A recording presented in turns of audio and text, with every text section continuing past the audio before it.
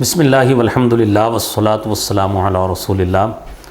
عزیز طلبہ اور طالبات، Islamic studies IAS 401 university of agriculture Faisal آباد IAS 401 کا کورس عزیز طلبہ اور طالبات آج اس کی حدیث نمبر 15 ہے، اور اس حدیث کو بیان کرنے والے، روایت کرنے والے نبی کریم صلی اللہ علیہ وآلہ وسلم کے چچا حضرت عباس رضی اللہ تعالیٰ عنہ ہیں۔ فرماتے ہیں نبی کریم صلی اللہ علیہ وآلہ وسلم نے فرمایا ہے، ذاق طعم الایمان، اس شخص نے ایمان کا ذائقہ چکھ لیا، من رضی باللہ ربا، جو شخص اللہ کے رب ہونے پہ راضی، وبالاسلام دینا، اسلام کے دین ہونے پہ راضی، وبمحمد الرسول، اور محمد صلی اللہ علیہ وآلہ وسلم کے رسول ہونے پر راضی ہوا۔ عزیز طلبہ اور طالبات، یہ حدیث انتہائی اہمیت کی حامل حدیث ہے، اور اس حدیث میں اس کا تھیم 3 باتوں کے گرد گھومتا ہے۔ وہ اللہ کے رب ہونے کی رضامندی، نبی کریم صلی اللہ علیہ وآلہ وسلم کے رسول ہونے کی رضامندی، اور اسلام کے دین ہونے کی رضامندی ہے۔ حدیث میں آتا ہے ذاق طعم الایمان، اس شخص نے ایمان کی مٹھاس کو پا لیا۔ مومن تو ہر شخص ایمان کا دعویٰ کرتا ہے، جس نے کلمہ پڑھا ہے وہ شخص ایمان کا دعوے دار ہے اور اس کا دعویٰ کرتا ہے، لیکن حقیقی معنوں میں کس شخص نے سنتھیسس آف فیتھ حاصل کیا ہے، کرکس آف فیتھ حاصل کیا، وہ کون شخص ہے جس نے ایمان کا جوہر حاصل کیا، سنتھیسس حاصل کیا، کرکس حاصل کیا؟ وہ شخص وہ ہے جو ان 3 باتوں پہ پورا اترا ہے۔ وہ 3 باتیں: من رضی باللہ ربا، اللہ کے رب ہونے پہ راضی، یعنی اللہ کے رب ہونے پہ راضی، اس سے مراد کیا ہے؟ یعنی اس شخص کا خالق اللہ رب العالمین ہے، اس کا مالک اللہ رب العالمین ہے، اس کو پیدا کرنے والا، پالنے والا اللہ رب العالمین ہے۔ اس شخص نے اپنے طور پر اس نے کوئی ایسا عمل نہیں کیا جو اس کے لیے کسی بھی طرح کوئی شرک یا کفر کا سبب بننے والا ہو، یا اس کے عقیدے میں ملاوٹ کا مظہر ہو۔ ایسا شخص جو حقیقی معنوں میں اس چیز کا اقرار کرے کہ میرا رب اللہ ہے، وہی عبادت کے لائق ہے، وہی پالنے والا، پیدا کرنے والا ہے، میں اس کے علاوہ کسی کو معبود نہیں سمجھتا، تو حقیقی معنوں میں یہ اعلان، یہ اس کی رضامندی ہے جو اس نے اللہ کے رب ہونے پہ اظہار کر دی۔ اور یقینی بات ہے کہ جس شخص نے اللہ کے رب ہونے پر رضامندی ظاہر کر دی، تو اللہ رب العالمین اس شخص کے لیے فرماتے ہیں، الیس اللہ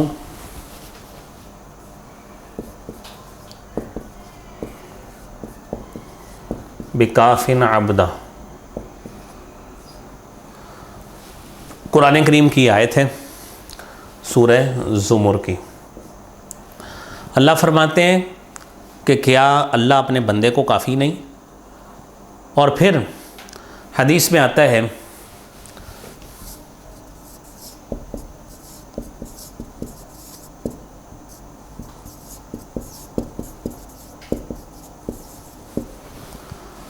من کان للہ کان اللہ لہ، جو شخص اللہ کا ہو کے رہ گیا، جس نے اپنی نسبت اللہ کی طرف کر دی کہ میں اللہ کا بندہ ہوں، کان اللہ لہ، اللہ تعالیٰ اس کے لیے ہو جاتے ہیں، یعنی اس کو کافی ہو جاتے ہیں۔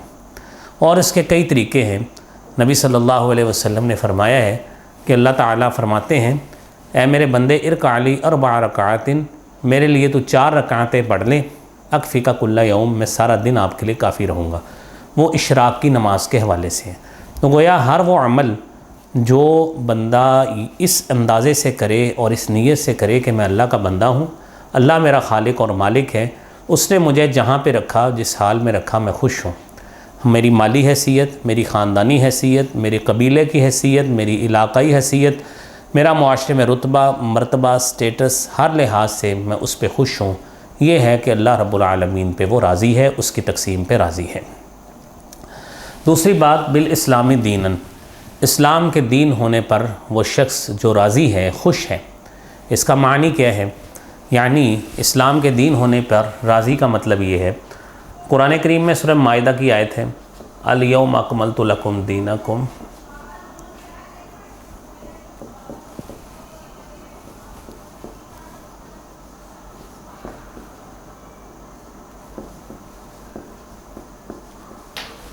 سورہ مائدہ کی آیت ہے، الیوم اکملت لکم دینکم، today I have perfected your religion, کہ آج کے دن میں نے تمہارے لیے اپنا دین مکمل کر دیا، تمہارے لیے اپنی نعمتیں تمام کر دی اور تمہارے لیے دین اسلام کو چن لیا۔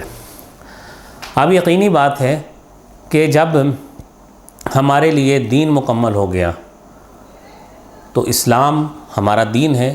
قرآن یہ کہتا ہے، ان الدین عند اللہ الاسلام،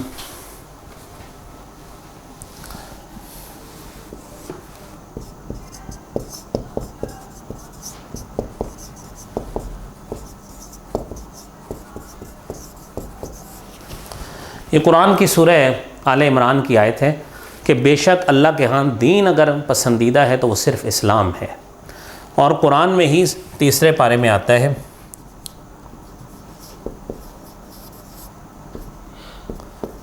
وَمَن يَبْتَغِ غَيْرَ الْإِسْلَامِ دِينًا،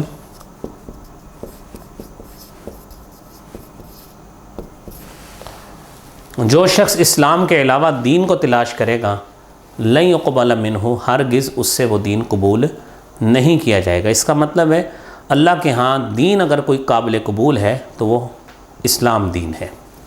قرآن کریم میں سورہ شورى میں اللہ رب العالمین فرماتے ہیں، شرع لکم من الدین ما وصى به نوحا والذی اوحینا الیک وما وصینا به ابراہیم، کہ تمہارے لیے اللہ نے وہی دین مشروع کیا ہے جو اس سے پہلے نوح کے لیے، ابراہیم، موسیٰ اور عیسیٰ کے لیے کیا ہے۔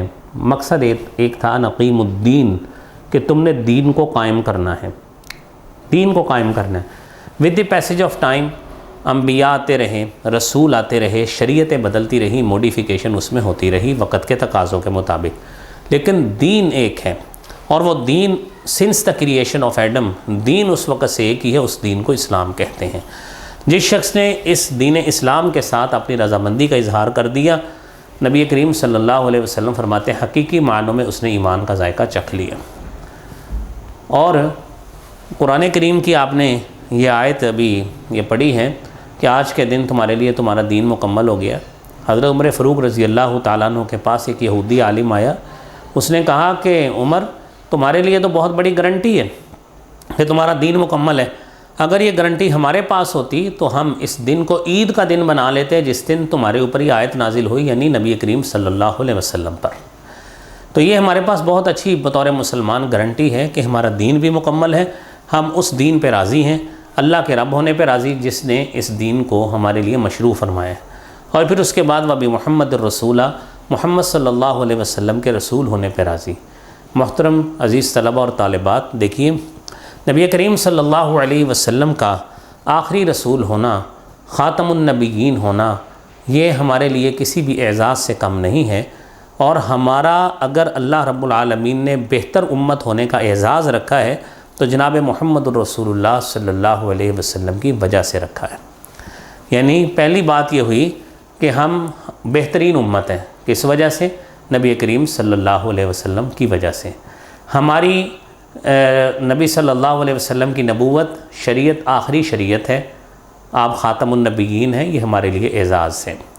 نمبر 3، قیامت تک جس شخص نے بھی ہدایت پانی ہے اسے جناب محمد الرسول اللہ صلی اللہ علیہ وسلم کی شریعت کو ماننا ہے، تسلیم کرنا ہے، آپ ہی کو نبی اور رسول سمجھنا ہے، ہادی اور رہبر سمجھنا ہے۔ اگر وہ مانے گا تو تب ہی اس کی نجات ممکن ہے، بصورت دیگر اس کی نجات ممکن نہیں ہے۔